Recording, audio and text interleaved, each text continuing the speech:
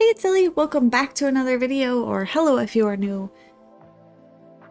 Welcome to another episode where I have built an animal habitat and then build a whole lot of nothing in particular for the rest of the episode. I'm sorry, this episode is going to be kind of chaotic.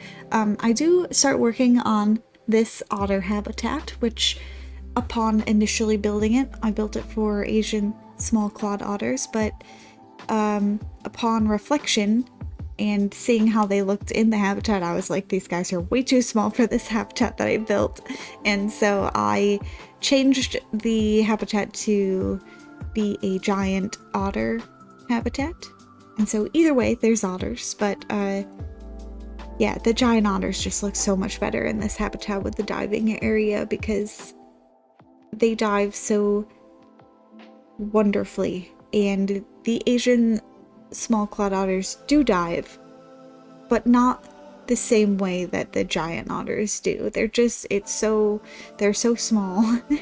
You can barely see them in the water with this viewing area that I built. So yeah, in the end, it is going to be a giant otter habitat. And next to it is going to be a giant pool for guests. And so this habitat took me this area, not necessarily the habitat. The habitat was fairly simple. It was just like the area and making this diving viewing area work as well. Because my idea for it would be like, oh, you know, it's just like you kind of dip down and then there's this section you can look underwater, and then above I also wanted the guests to be able to walk up there and kind of look over top of the glass and be able to see a very, overlooking view of the whole habitat itself. And so I had to fiddle with it so much to get the pathing right and make it look good. And so in the end, actually, I originally wanted my zoo to have just black pavement as the main path through the zoo, but because of this diving area and because I had such a hard time making it look good, I ended up switching the path to I don't even remember, it's one of the rock paths. It's not the cobblestone, but it's like giant cobblestone. It's the brown. You'll see it. I'm sure you've actually seen it already in the cinematics from last episode. But yeah, I switched it, and it's because the diving area, there's like this section of ground sort of towards the wall that is very uneven. And I didn't have flattened terrain down when I put the path down originally. And I just, no matter what I did, I could not get this area to look smooth enough for my liking. It looks so bumpy. It looks like it would be a tripping hazard for anyone walking by. And so I cut out all of the footage where I put down different random pieces, like I put down the masonry. I think it's not the twilight masonry, it's a different one, but anyway, I put down one of those pieces and I tried to cover it up that way, but I just couldn't get it because of the bumps. I couldn't get it close enough to the ground without having the guests' feet clip majorly through the stone. So I decided not to do that. And then I messed with the path some more. I must have deleted the water in that Asian habitat. Oh my god. Oh my god. I meant to say Asian small-clawed otter habitat. I must have deleted that like 10 times trying to, because the water conflicts with putting path down, and then the habitat glass, the barrier, also conflicts with putting path down, and so I messed with it so much. I just want you guys to know. And it did not turn out well. I just couldn't fix it. I couldn't get it to look the way I wanted. Even when I like flattened terrain, I don't know, it was just being like very grumpy. And so I ended up changing the flooring, the pathing I mean, to one of those more like dynamic looking stone ones, and it hid the bumps basically, so it doesn't look as rough anymore. You know, I did get it better than it was originally. So there are less bumps. But I couldn't get rid of them entirely, so, you know. Change the floor. Now, obviously, I'm not even working on the otter habitat at all. This is for the deer habitat. And I just wanted, like, I wasn't sure what I wanted to do for the barrier for this habitat because I wanted it to be like a very long forest walk, and so I didn't know how to like get that to look nice on the path side. When you're not in the habitat, you have to walk by this forest, and I needed it to be like a certain height for the deer, so I couldn't just have it be like a simple low fence or something. Like a wooden fence. So I ended up doing something crazy, and I don't think I do it in this episode, but later on, I do go back and finish that area. And you know, I actually think it looks pretty nice in the end. Looks a little, it definitely looks a little weird right now. Back to the otter habitat. This is the overlook that I was talking about earlier, that I wanted guests to be able to walk up here and like kind of stand against this wall and just look out into the otter habitat. And so I, you know, as I said, I tried really hard to get the pathing, and oh, I guess I did leave in some of this footage. I had such a problem. As you can see, the water, the just changing the sun path, it was just a nightmare. Yeah, left out all the iterations where I tried to do something else because it just did not work. And you guys don't need to see a whole episode. That would have been probably a whole episode of me messing with this pathing area and not accomplishing anything because I delete it. I delete everything every time. Yeah, in the end, it works out. It looks good enough. I do make more changes to this area and also the otter habitat. I will finish that in a few episodes, and I will show that off soon. But for now, I just was trying to get some framing done because I didn't want to like get lost in my zoo in the sense of like, I don't know how to put these things together anymore because I need, personally, I need the layout to be like sort of there in a way that I can make changes as I go if I need to, but that I sort of have a plan in mind, and I know how my zoo is going to loop back to the entrance. That's the most important part, frankly, is I need like, okay, path, some habitats along the way, and then it's gonna circle around like this, and it's gonna, you know, go back to the entrance. But guests need to leave somehow, and so yeah, obviously they don't want to just like walk back through what they've just looked at. They probably want to see something new the whole time that they're walking through. And so I actually do leave this part in though.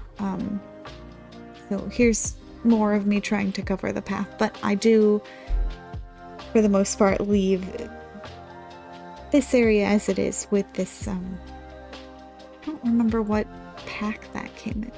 I don't think that's the Twilight piece, is it? I feel like the Twilight piece is rougher.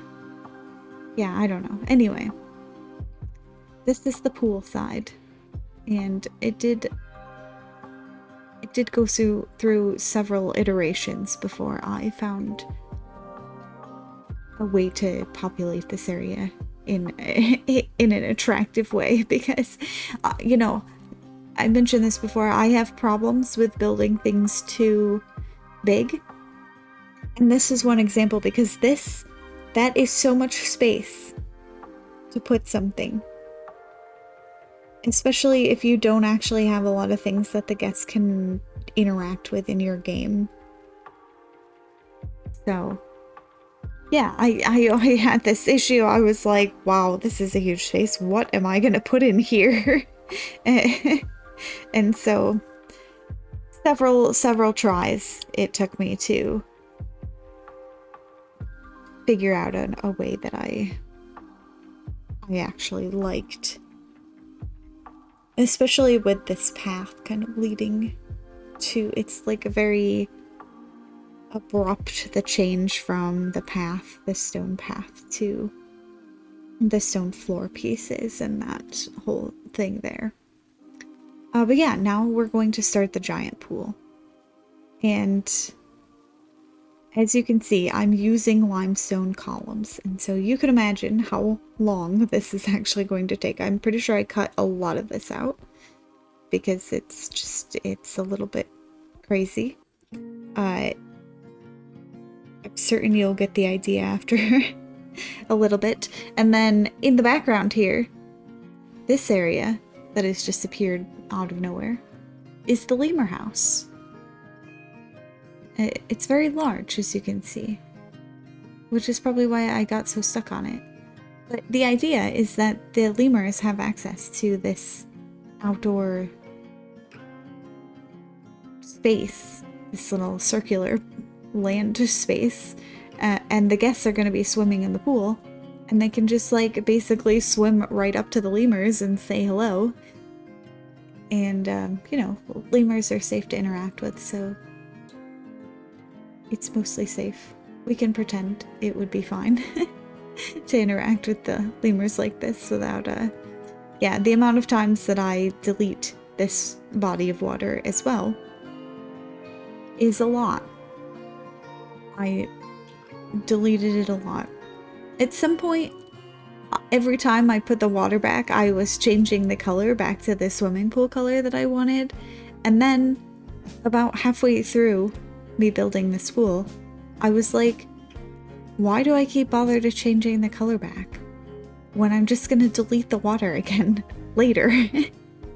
So I stopped doing that, and it saved me some time. And eventually, this whole pool is framed out. And it was a challenge because the height difference, like, just, you know, everything about it was kind of difficult, and I had to make it look good. And so somehow, you know, I realized that my limestone is just like not straight at all. Whatever piece I originally put down was not straight, or somehow it got tilted, and then I just had this major issue with it. Yeah, a lot of work went into this for absolutely no reason, because the guests can't use this at all. And there's no animals here, so, you know, there's not even animals to use this space. It's just for decoration. It's just to look at. So hopefully you like it, because as you can see, it took a lot of time.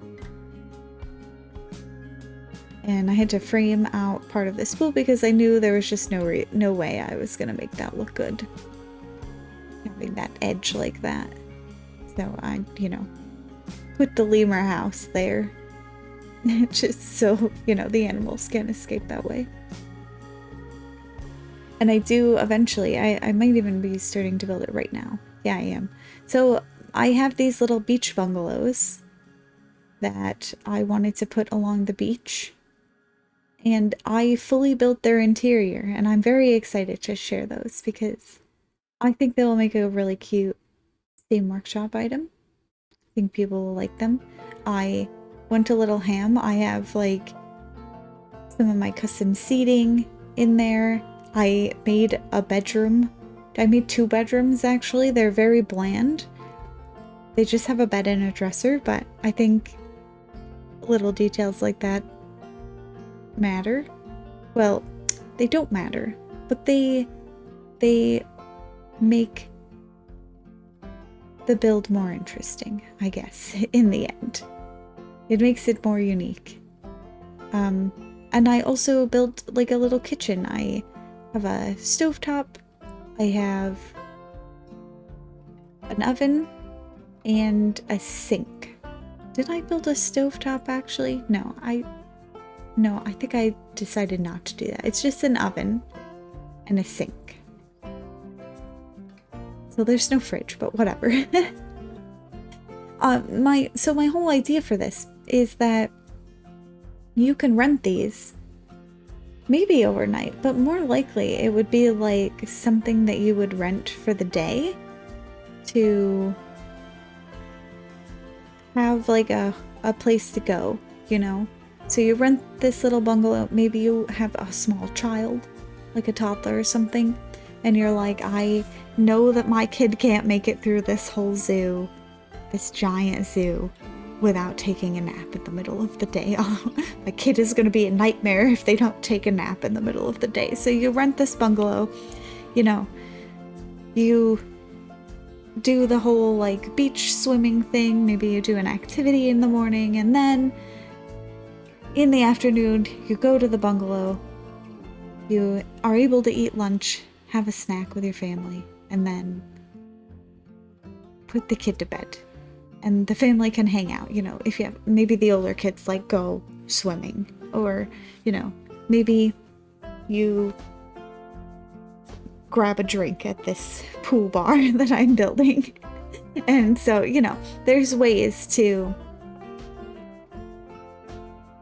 still have a good time with your whole family, even if your kid needs to take a nap halfway through the day. I think about these things because I was a nanny for like almost a decade. For kids and elderly people, so I know how these things work. I know what it's like when you take kids out for day trips and things. They get cranky. It's overstimulating. They don't always, you know, at some point it's not fun anymore for the kid, and it's definitely not fun for you as the adult. It's just, yeah. And so, I figured a luxury resort like this would have one of these beach bungalows. Or, you know, little spaces like this. That's why I also built the kids center later on. Because, you know, parents don't always want to spend every waking moment with their kids. That sounds bad. It's not. Parents are allowed to have a life too. And this is the perfect place to spend time away from your kid, because they're still being cared for, they're still being enriched, and they're still having a good time, and so they don't mind if you know, go to the spa and they get to hang out with some sloths for the day.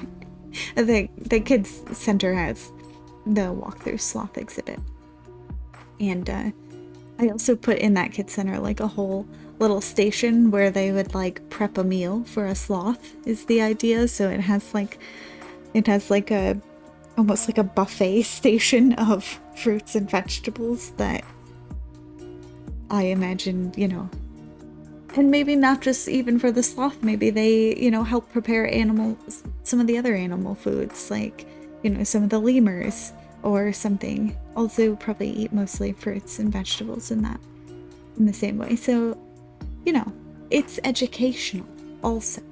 You gotta make a balanced meal for your animals, and so they would learn that early on. yeah, still working on the pool. Like I said, this part's gonna take me a while. I think I cut a good deal of it out, but there's in this pool there's going to be there's a poolside bar. There's also I kind of skimmed over it earlier, but that bar that I built like into this swimming pool is supposed to be a swim up bar. I do sort of fix it later because it's a little too chunky right now, but you know, it's not perfect. This game is really hard to make things like flush against the sides of anything, because it's just the way the game is. It's difficult. And so yeah, still some working to do in this area, but overall it's got 2 bars, it's got lots and lots of seating, and I also put later on a set of lockers that I think look really they look good. Yeah, they just look good. And it looks very, you know, realistic to what would actually be in a zoo, because, you know, you wouldn't want to walk too far before you have a place to potentially store your things that you're not going to need to carry throughout the whole day, but you might want in a big zoo like this. And so the framing of this pool is nearly done. Let me check which episode. Episode 14. In like a month, you guys will see the bungalows and this whole pool setup. And I'm very much looking forward to it, because I put so much work in. I'm not waiting until episode 14 for nothing. It's because I spend so much time working on this area and like refining it into something that looks majestic. It just looks serene. I even build lifeguard chairs, so there's a whole, yeah. Anyway, the bungalow section of this pool, so like bungalows and then that smaller pool with the bar, the swim up bar, in my head that's more of a private section. That's for people who paid for the bungalows only, or, you know, maybe they paid like a smaller amount to get access to this private pool. You have like a pool pass, like a priority pool pass or something. And then the rest of this giant pool would be for just any of the guests. And it's so, I can't imagine in real life a pool that is this large. I imagine that would be a nightmare if you were a lifeguard in a pool like this. But this is a pretend game and nobody's actually going to use it, so that's fine. I don't have to worry about that in this game. Planet Coaster 2 has lifeguards, and I did, in fact, build those pools. Also way too huge. So much so that when I put the lifeguard, like, on opposite sides, there was still sections in the middle that they couldn't see at all, and I was like, well, that's not good. So that was my like first, I guess it was my second park that I did that in, and then I deleted everything and I tried to build everything so much smaller, and I did not wholly succeed. It's still way too big, but it is smaller than it was originally, so I'm gonna call that a win for now. For this section, I did go more tropical with the plants, put a lot of palm trees, I put a lot of other tropical plants. This is the only section that I really did that in, like, deliberately. If there's tropical plants elsewhere, it's just because they look good. But I did want to specifically make this area feel a little bit more tropical, just because it's a giant pool. and it's next to the lemur house, which is, you know, all those lemurs and things are from Madagascar, which is a tropical place.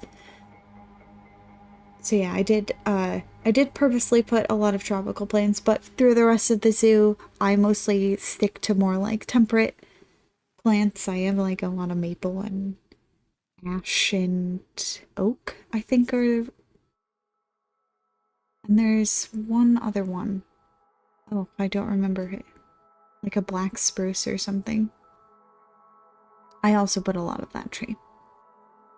So, just this area that's gonna look sort of out of place in the tropical way, but you know, it's got the beach, so I figured if they made this whole man-made beach and swimming pool area, they would certainly pay to have some palm trees brought in. But yeah, the video is nearly done. I just have a few more random framing things to do. Sorry this video wasn't as exciting as the other ones. Probably. I don't know, are the other ones exciting? I feel like they're more purposeful, so I guess sorry this video is not more purposeful in the building. But I hope you enjoyed it anyway. If you did, make sure to give it a like and subscribe to my channel if you want to see more content from me. I also play other games besides Planet Zoo. I should say that more often. If you subscribe, you're probably going to get other content. So you're welcome also just to check back in to this playlist whenever you feel like watching more of these sweet builds. I post these twice a week. I don't know what schedule yet because I haven't posted any, but I will be posting them twice a week. And so you can, you know, expect to consistently have new episodes throughout the week if you're just interested in that. Either way, I hope to see you in the next video. Until then, bye!